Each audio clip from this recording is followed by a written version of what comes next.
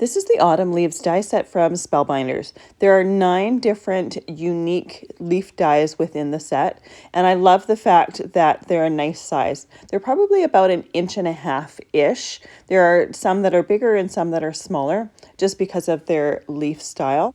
I made a card with them recently using some mixed media heavy stock that I had sprayed with some autumn mica sprays. So they've got a really nice shimmer to them, which is nice for the autumn leaf style. I'm doing these autumn leaves here, but you could do them whatever you want. You could ink your papers, you could use sprays on them, you could die cut some cardstock scraps. I tried die cutting using the plastic that the dies come taped on, and it actually worked really, really well. Typically, I'll take my dies right off of this paper.